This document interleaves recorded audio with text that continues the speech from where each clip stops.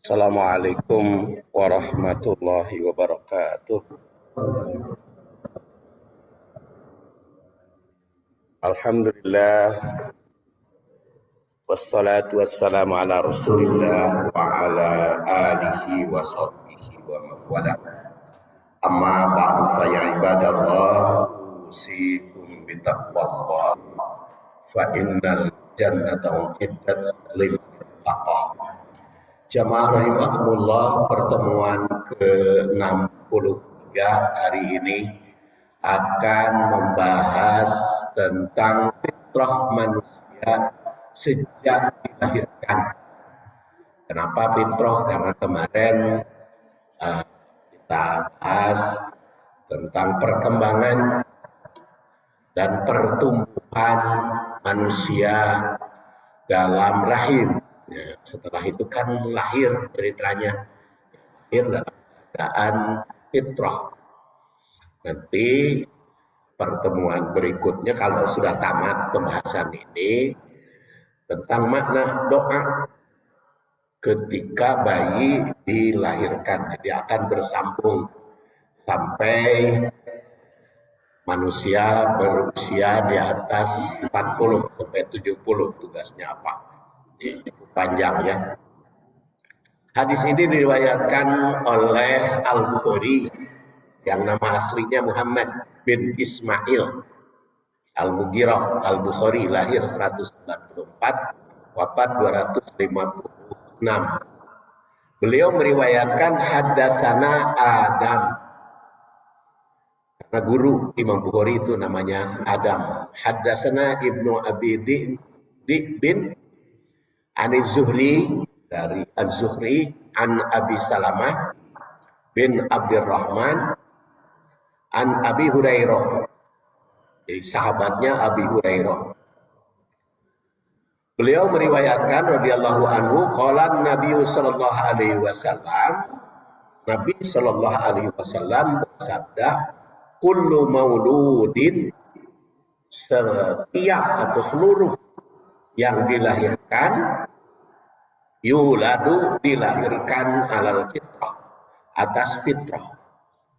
Fa'abawahu, maka ayah ibu atau orang tua, yuhawidanihi, yang menjadikan dia Yahudi, au yunassironihi, yang menjadikan dia Nasrani, au yumajjisanihi, atau menjadikan dia majusi, kama salil bahimah tuntajul bahimah hal tarofi hajat'ah, seperti bagaimana hewan dilahirkan.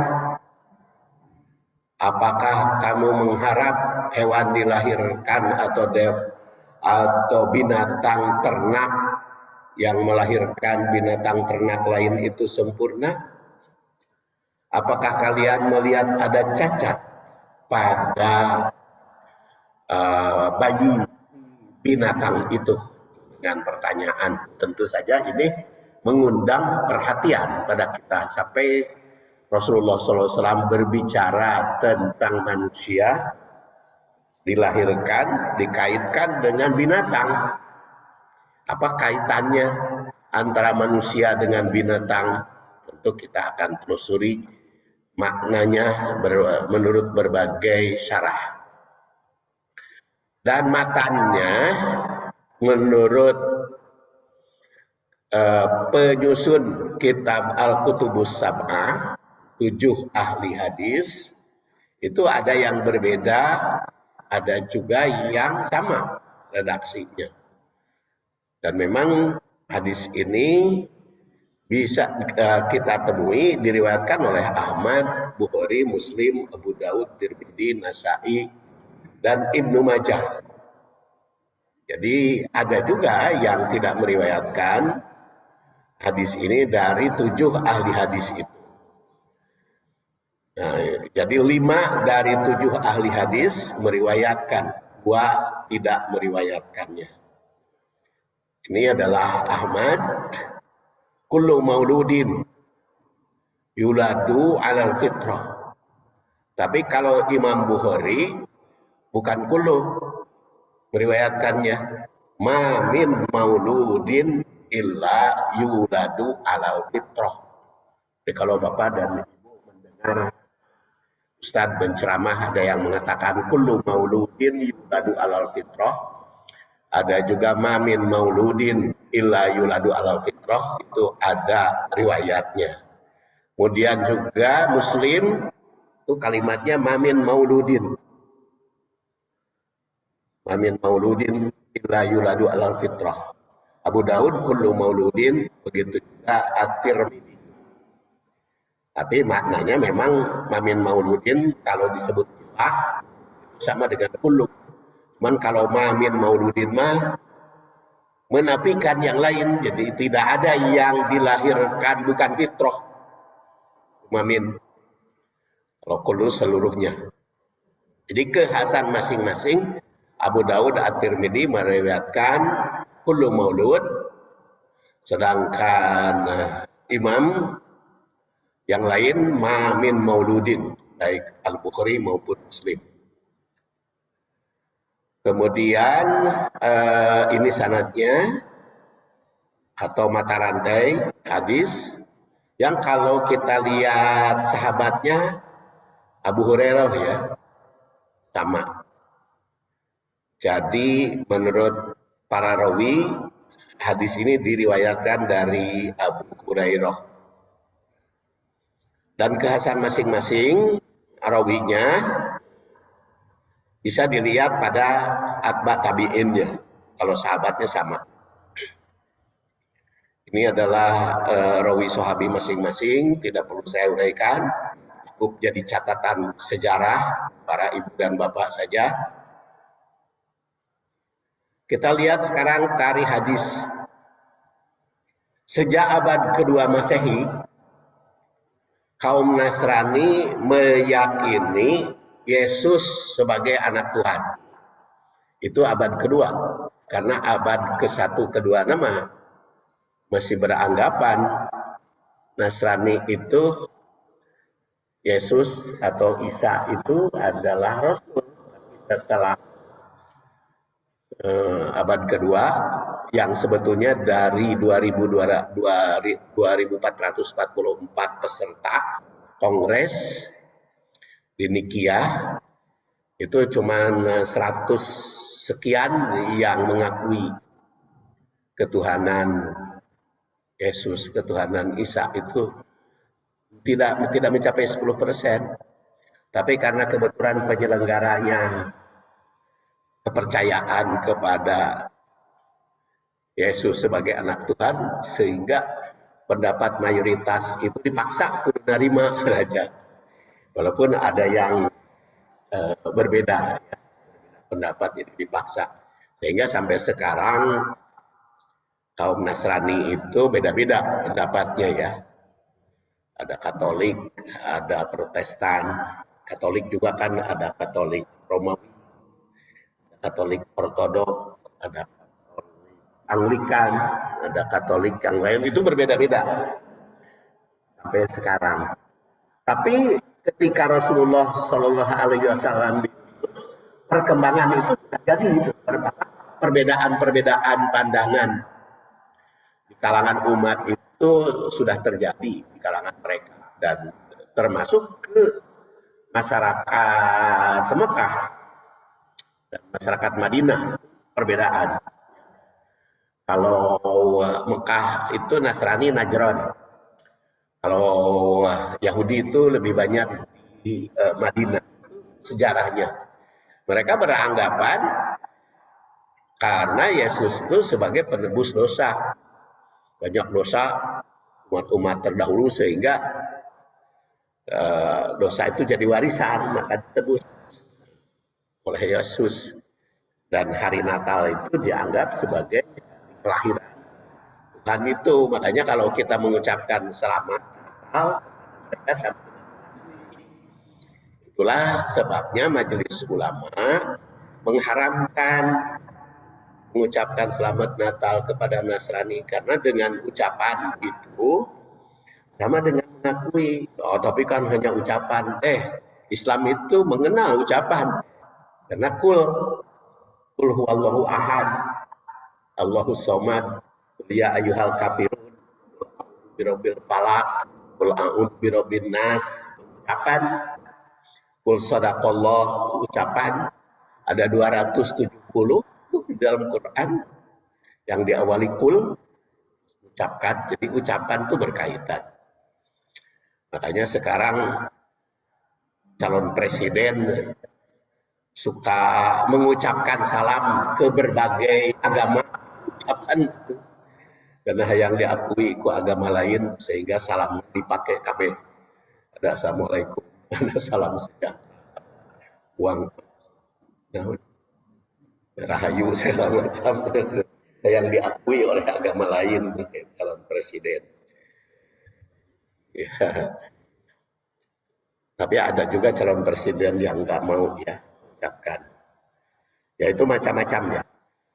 Nah jadi perbedaan pendapat itu oleh Rasul diteruskan jadi secara sejarah. Jadi sebetulnya hadis ini membantah gitu, membantah anggapan yang tersebar di masyarakat. Pertama yang mengatakan manusia dilahirkan membawa dosa, itu dibantah. Tidak berdosa manusia yang dilahirkan itu. Tapi dalam keadaan fitrah. Yahudi juga mengakui bahwa yang dilahirkan itu bukan Yahudi. Nasrani juga ya mengakui bukan Nasrani kan? Kenapa Yahudi tidak mengakui bahwa manusia yang dilahirkan itu sebagai Yahudi? Buktinya kalau anak itu umur 18 tahun itu diarak ke dekat Masjidil Aqsa. Sekarang itu hari Sabtu itu diarak ke dekat Masjidil Aqsa, ada tempat ratapan Yahudi. Diarak, dinobatkan sebagai Yahudi kalau sudah 18 tahun. Karena beranggapan yang dilahirkan bukan Yahudi. Nasrani juga beranggapan yang dilahirkan bukan Nasrani. Buktinya kan dibaptis. Jadi bayi itu dibaptis supaya masuk Nasrani karena dia beranggapan yang lahir bukan Nasrani. Atau apa? Kalau bukan Yahudi, bukan Nasrani. Maka Rasul menjawab memang Islam ketika dilahirkannya. Makanya di dalam Islam tidak ada baptis. Dalam Islam kan ke ayat pembaptisan, ayat tadi hitam, mah hitam pembersihan. Karena al-aqlab latuk balu salatuhu walatu kalau dabihatuhu, yang belum dihitan laki-laki itu mengandung najis salatnya, makanya dibersihkan dulu. Jadi bukan masuk Islam hitam. Makanya syahadat itu berulang kali diucapkan, jadi bukan disahadatkan secara resmi, dan otomatis sudah muslim. Hanya kan Rasul ketika beliau diutus, kalau yang belum pernah kafir kan nggak disahadatkan. Untuk kacaritakeun Rasulullah SAW nyahadatan atau Ibnu Abbas gitu, atau Rasul ngasahadati Anas bin Malik gitu, karena lahirnya 10 sebelum hijrah. Ibnu Abbas kan 3 sebelum hijrah. Akan syahadat lah itu mah teu pernah kafir. Anu disahadatkeun mah pernah kafir seperti Bakar, Umar, Utsman, kafir heula maka masuk Islam disahadatkeun sebab sempat keluar. Tapi kalau yang sejak kecil tidak pernah kafir, tidak disahadatkan. Jadi kalau bapak-bapak, ibu-ibu tiba heula muslim, ya memang tidak perlu disahadatkan, sudah otomatis ya diikrar. Syahadat itu kita ucapkan berulang sebagai pembaharuan, pemurnian akidah. Jadi hadis ini secara historis atau tarikh sebagai pelurusan anggapan masyarakat yang mengatakan manusia punya dosa warisan. Jadi dibantah pertama penegasan yang dilahirkan itu sebagai muslim. Kedua, penegasan bahwa yang dilahirkan itu tidak berdosa. Ketiga, penegasan bahwa yang dilahirkan setiap manusia dalam keadaan muslim. Sekarang kita lihat tanasub atau hubungan. Seperti pernah saya sampaikan, sejak tahun 2024 ini langkah kajian hadisnya 9. Karena ada tambahan tanasub hadis dengan Quran serta tanasub hadis dengan hadis. Sekarang tanasub. Memperhatikan riwayat Al-Bukhari sebagaimana tercantum di tabel tadi, Abu Hurairah mengatakan hadis ini dengan mengaitkan hadis ini dengan surat Ar-Rum ayat 30. Jadi kullu mauludin yuladu alal fitrah atau ma min mauludin illa yuladu alal fitrah itu ada kaitan dengan surat Ar-Rum ayat 30. Yaitu bunyinya a'udzubillahi minasyaitonirrajim fa'aqim wajhaka lid-dini hanifan fitratallahi allati fataran nasa 'alaiha la tabdila li khalqillah dzalikad dinul qayyim walakinna aksaron nas la ya'lam. Itu berkaitan. Fa'akim, luruskan. Fa'akim qoma yaqumu berdiri lurus. Fa'akim, tapi di sini artinya pusatkan perhatian, hadapkan. Wajhaka wajahmu lidin bagi agama. Hanifan, yang hanif yaitu cenderung kepada kebenaran. Itu fitrah Allah, fitrah Allah. Agama itu, al-Islam itu fitrah Allah. Allati fataran nasa 'alaiha, yang Allah ciptakan manusia 'alaiha atas fitrah. Jadi sejak diciptakan oleh Allah, manusia yang perkembangannya sudah kita bahas 3 kali pertemuan tahun yang lalu, 3 kali pertemuan bahas perkembangan hadis tersebut, itu atas fitrah semua diciptakannya, yang pertumbuhannya dikaitkan dengan secara bertahap, ya. Allah Subhanahu wa taala menciptakan tidak sakadet netral itu. Untuk Allah yang menciptakan tekun, jadi langsung jadi bayi itu. Ya, tahap pertama 40 hari pertama, 40 hari kedua, 40 hari ketiga, ya. Nah, kita bahas. Dan semuanya itu fataronna salaiha. Diciptakan Allah atas fitrah tersebut, yaitu fitrah apa? Yaitu fitrah din yang hanifah. La tabdila, dan tidak ada perubahan itu, tidak ada pergantian. Jadi tibahulah di zaman Nabi Adam sampai akhir zaman semua atas fitrah tersebut.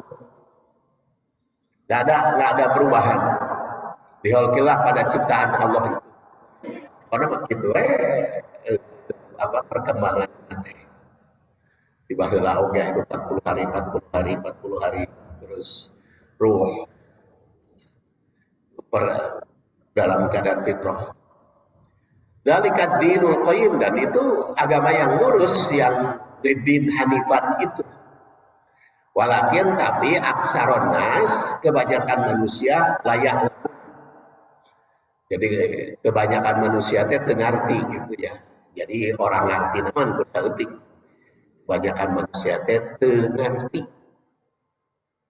Kelemahanna demokrasi bebas kan gitu. Kelemahannya demokrasi bebas teh pendapat orang banyak. Jadi kalau pendapat orang banyak kan layak lamun saruhu. Makanya di Indonesia mah demokrasi nanti Pancasila atas perwakilan, bukan bukan referendum kan di Indonesia mah kalau bikin undang-undang tuh. Kalau bikin undang-undang itu bukan berdasar referendum, pendapat orang banyak, tapi itu atas dasar perwakilan, perwakilan DPR, MPR dengan presiden, perwakilan. Karena kalau semuanya diputuskan oleh orang banyak, banyak manusia yang tengerti. Sok ayeuna presiden dipilih oleh orang banyak, yang menentukan mana yang populer. Ya. Kadang-kadang bisa dibayar juga. Ya untungnya lah calon presiden tiga-tiganya muslim, wakilnya juga tiga-tiganya muslim. Cuman kalau bicara tentang Al-Quran mah, mana calon yang dipilih ya akra'uhum li kitabillah kan, bukan hanya imam, akra'uhum li kitabillah paling asik baca Quran. Kalau sama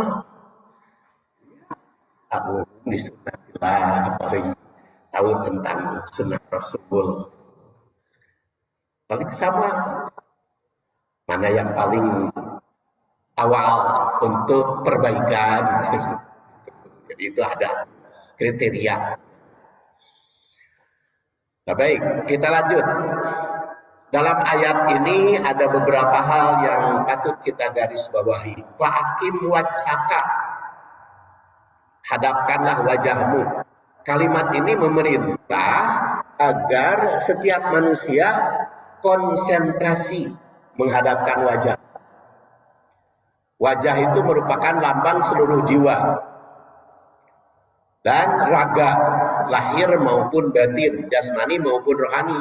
Hanya dilambangkan fa'akim wajhaka lidini hanifah. Pusatkan wajahmu, perhatian. Kalau kita memusatkan wajah kan itu bukan pernah perhatian. Dalam surat Al-Baqarah 177 juga. Di situ laisa, bukan yang menghadapkan kiblat masyriq wal maghrib. Tapi man amana billah, wajahnya yang memusatkan perhatian.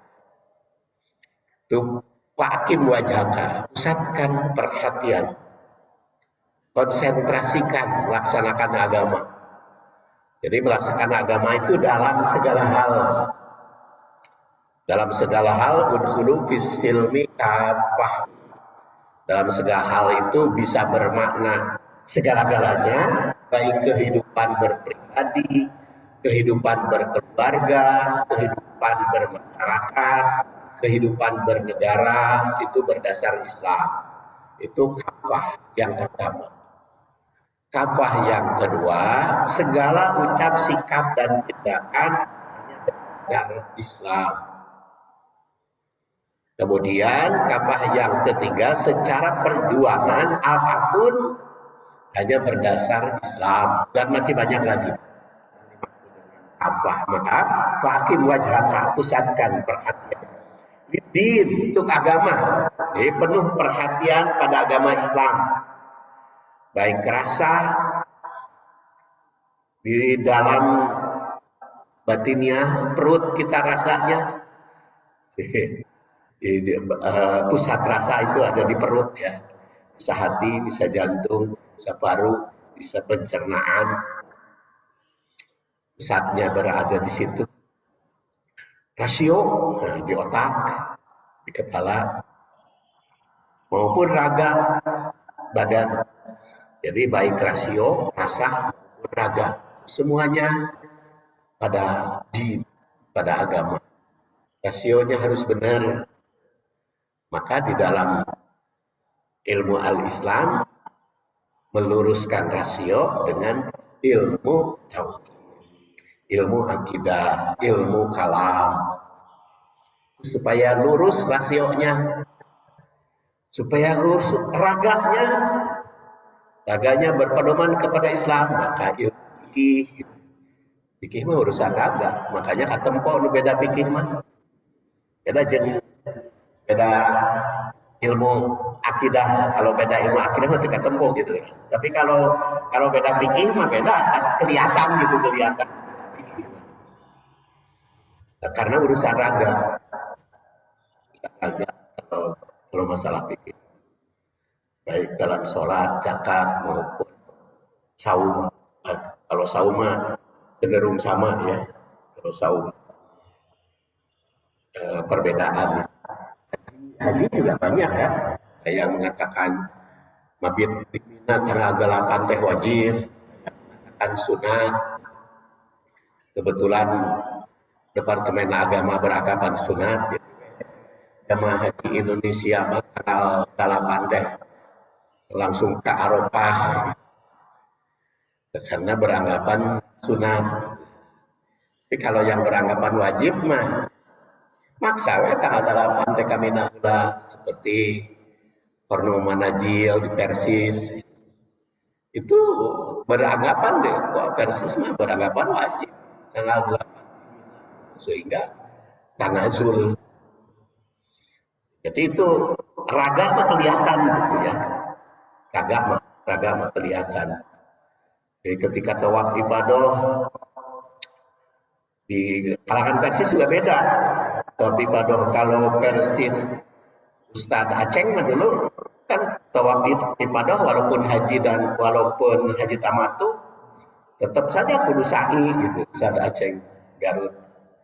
Tapi kalau Ustadz Abdurrahman Bandung, bukan Abdurrahman Profesor Abdurrahman almarhum, itu kan tekudu sa'i tawaf ibadah teh. Jadi setelah tawaf ibadah mah itu sa'i deui karena sudah sa'idnya. Itu di persatuan Islam saja berbeda fikih. Nah, dan juga di dalam praktek yang lainnya, makanya ada Wahbah Juhaili itu bikin grafik dia Hanafi, Maliki, Syafi'i, Hambali, mana yang rukun, mana yang wajib. Tapi din itu mengatur itu. Jadi karena ragam pemahaman fikih mah bisa berbeda-beda ya. Silahkan saja sepanjang ada dasar syariah. Pemikiran. Ya, tegas segala perhatian lidin pusatkan kepada agama, maka kita terus diskusi tiap ahad di masjid ini untuk memusatkan perhatian kepada agama dan juga memahami dasar-dasarnya. Kemudian yang ketiga hanif, yaitu cenderung kepada kebenaran. Cintai Islam itu sepenuhnya. Ucap, sikap, dan tindakan berdasar Islam. Walaupun tadi pemahamannya bisa berbeda, tapi lebih cenderung. Dan cintai Islam melebihi yang lain. Itu salasun min halawatil iman. 3 hal nikmatnya iman. Yaitu pertama, apabila cinta Allah pada Rasul melebihi yang lain. Kemudian yang kedua, apabila bercinta dan berbenci karena Allah. Kemudian yang ketiga, cinta kebenaran, benci kebatilan, sehingga kalau berbicara maksiat batil itu seperti seakan-akan masuk neraka kepada kekufuran. Nah, kalau sudah 3 hal itu, maka nikmat iman. Seperti kenapa kita hari Ahad ini kumpul di masjid, kumpul, padahal kan enak olahraga ulin gitu. Kita karena cinta iman. Cinta iman, cinta kepada Rasul. Karena ada jaminan, barang siapa yang sholat subuh, terus duduk-duduk, diskusi, baca Quran, baca hadis, yajma'u qaumun, kemudian nanti ditutup dengan sholat isyraq atau sholat duha, atau sholat awabin, maka itu sama dengan umroh dan haji. Bagaimana? Itu kan sayang.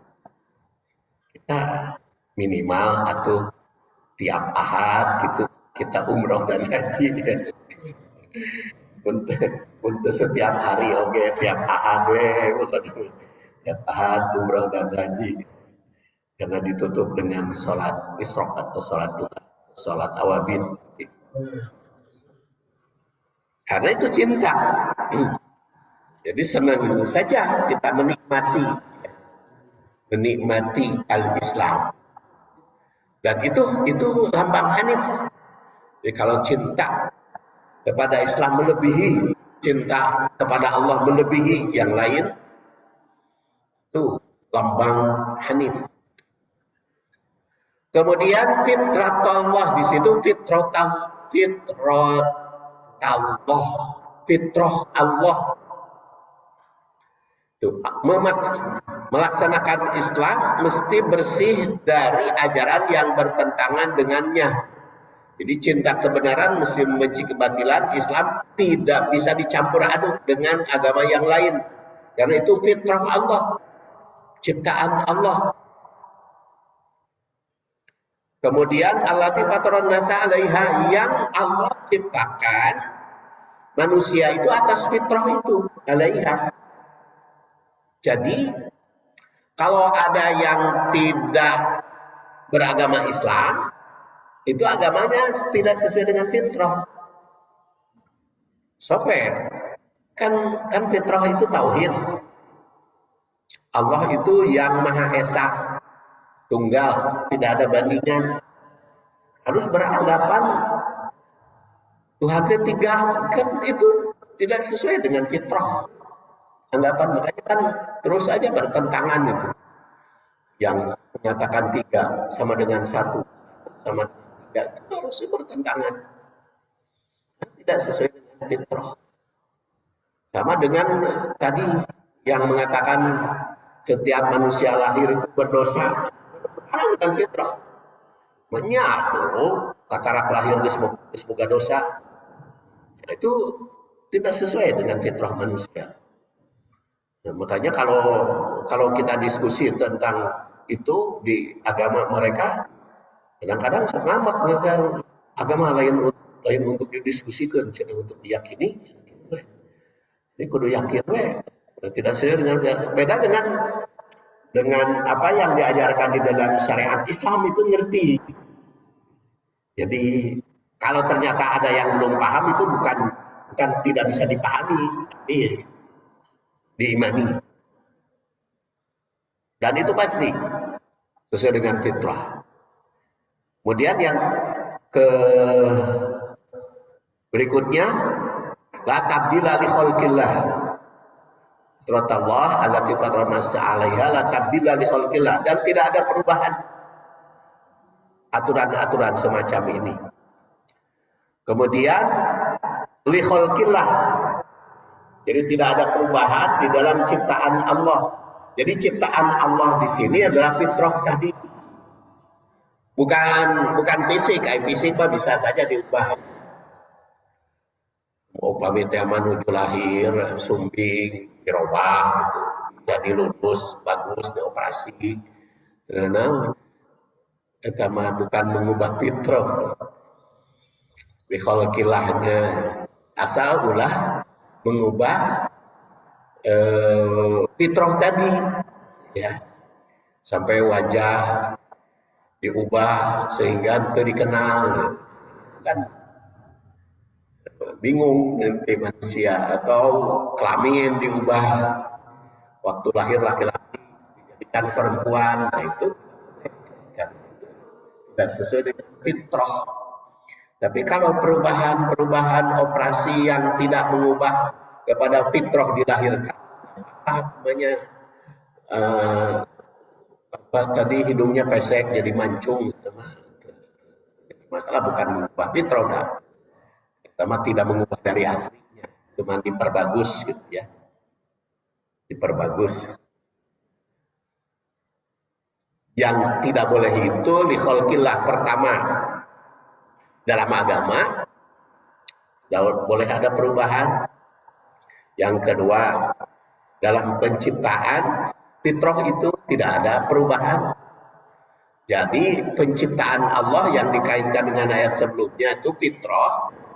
Kalimat ini secara khobariyah menandaskan tidak ada perubahan dari fitrah Allah. insyaiyahnya merupakan larangan mengubah fitrah. Jadi fitrah laki-laki dilahirkan tidak boleh diubah jadi wanita. Wanita dilahirkannya tidak boleh diubah jadi pria. Itu bertentangan dengan dan jadi insyaiyahnya itu merupakan larangan mengubah fitrah. Larangan mengubah hukum Allah juga. Fitrah ciptaan Allah. Mengubah hukum itu tidak boleh. Karena sudah ditetapkan.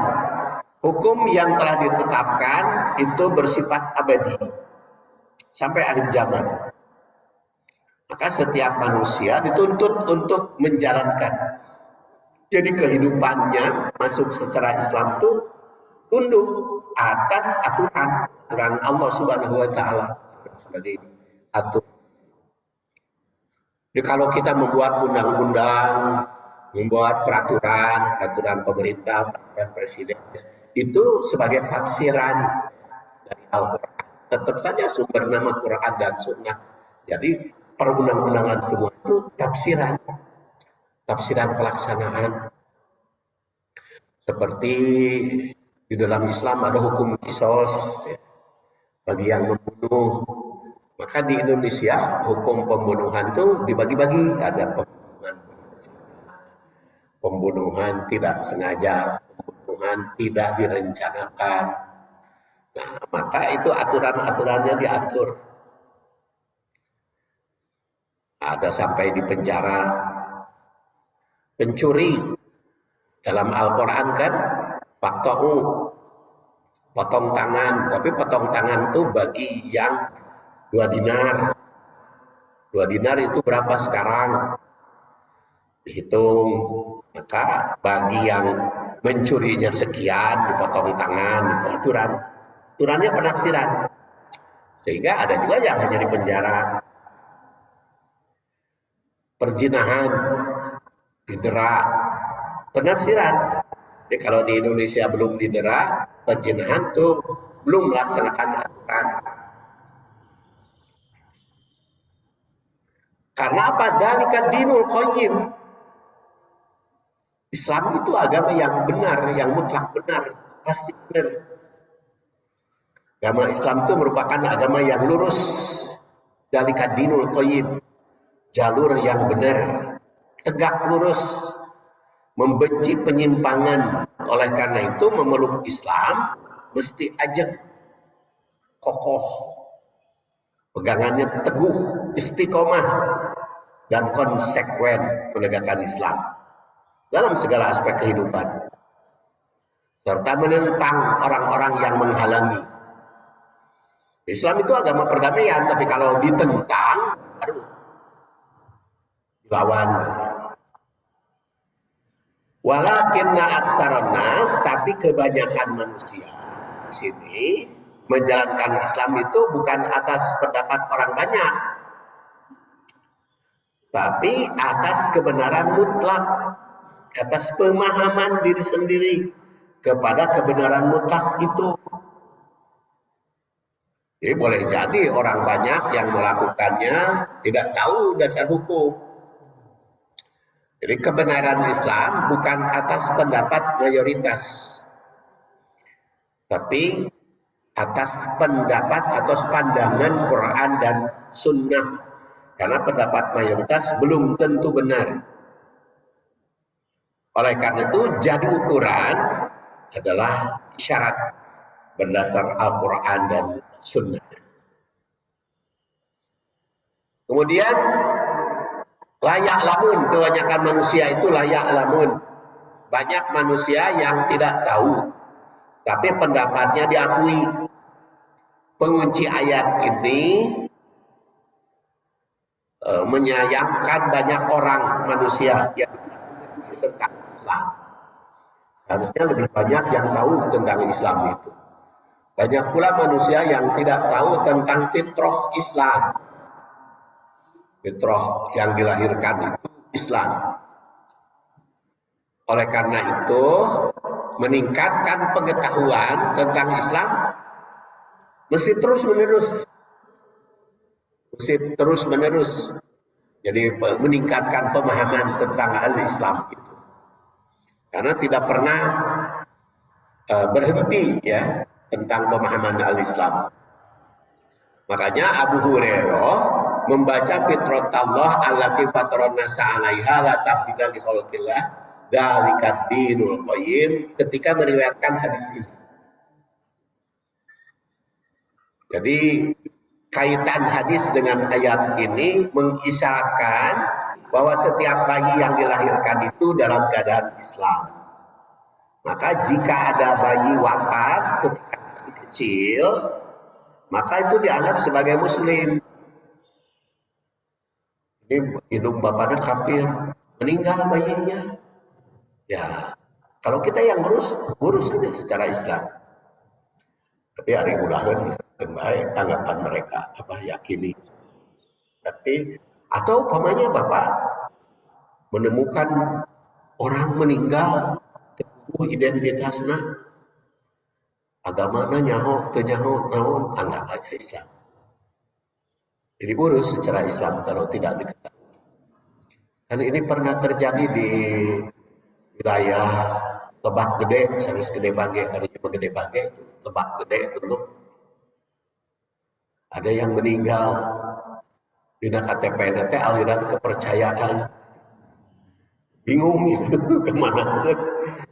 Ke Islam itu diakui, ke Kristen itu diakui, ya bingung.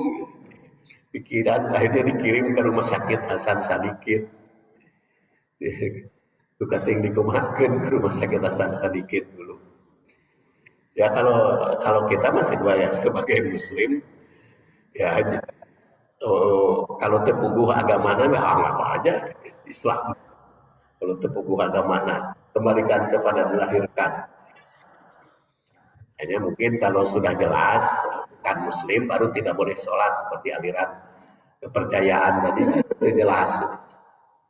Ya, kalau sudah jelas bukan Muslim baru kita tidak boleh menyolatkan. Tapi kalau memandikan, mengapani, ngukur tetap secara Islam.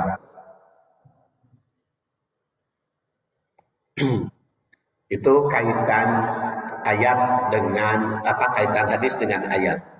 Sekarang kita lihat kaitan hadis dengan hadis. Tanasub hadis dengan hadis. Rasulullah Shallallahu Alaihi Wasallam mengajarkan agar setiap umat selalu ingat pada fitrahnya sendiri, sehingga diingatkan dengan ikrar pagi dan sore. Diriwayatkan dari Abdullah bin Abdurrahman bin Abza dari ayahnya. Ini hadis diriwayatkan oleh Ahmad. Anna Nabiya sallallahu alaihi wasallam kana yaqulu ida asbaha wa ida amsa asbahna ala fitratil Islam. Jadi kalau pagi-pagi itu kita mengucapkan asbahna ala fitratil Islam.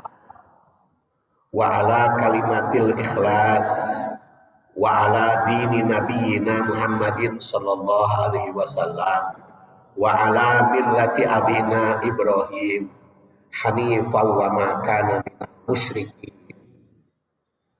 Dan menurut keterangan lain asbahna apabila subuh, apabila pagi. Tapi kalau sore amsayna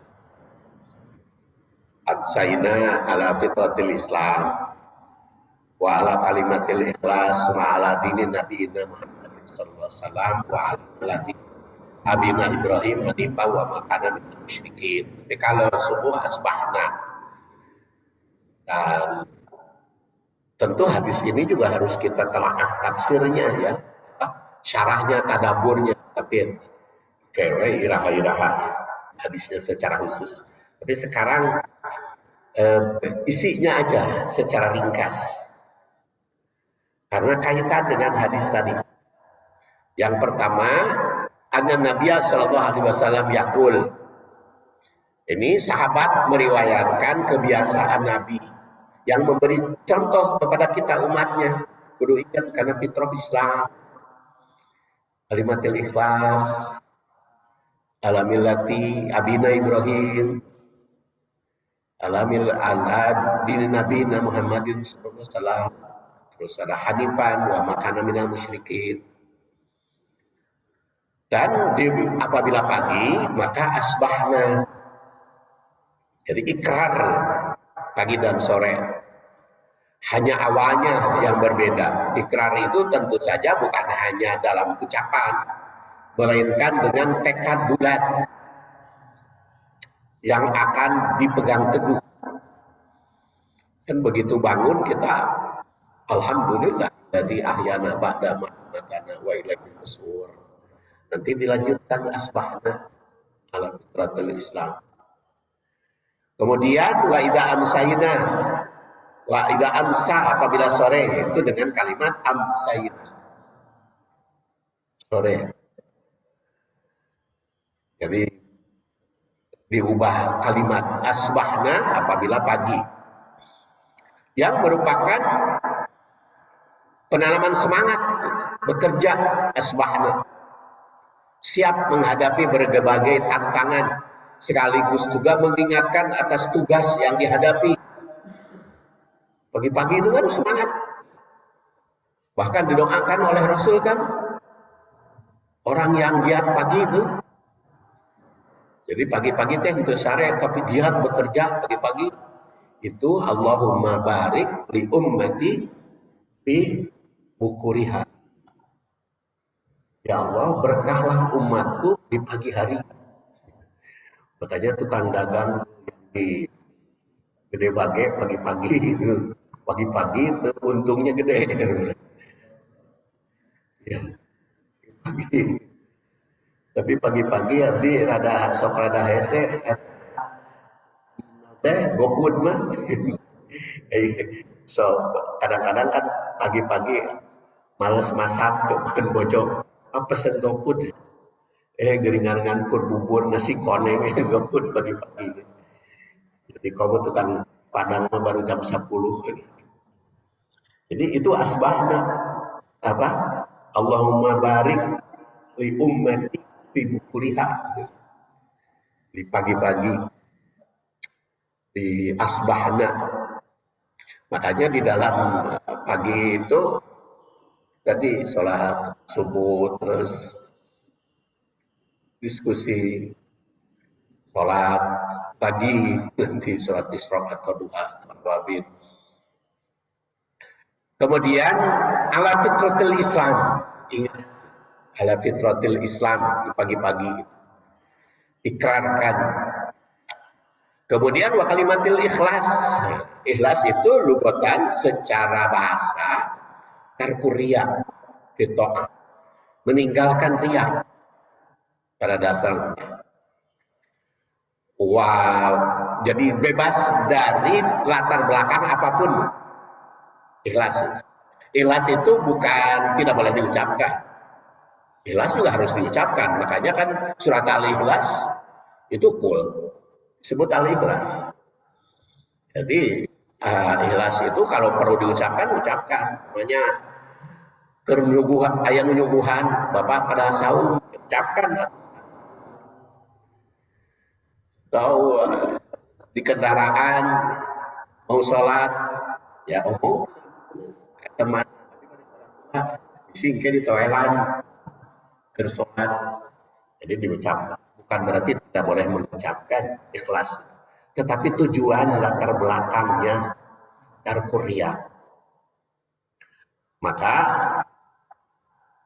arfan tahlisul qalb min kulli syaubin yukdaru sofa'ahu wa kullama yatasawwaru ayyas ghairuhu ayyasuba ghairuhu.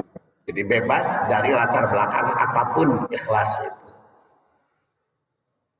Istilah Quran itu makanya kholison, ada labanan kholison.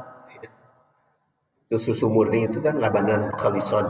Murni, jadi ikhlas itu murni, tujuannya hanya untuk Allah Subhanahu wa ta'ala.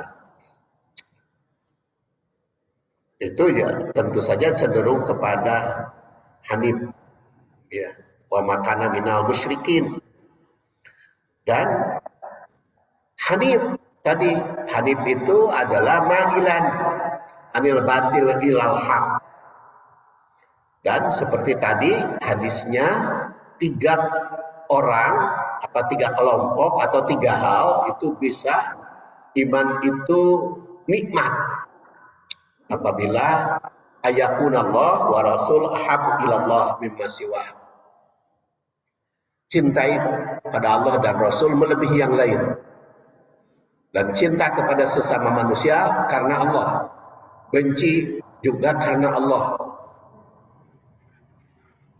Dan benci kepada kekufuran karena Allah seperti benci ke neraka.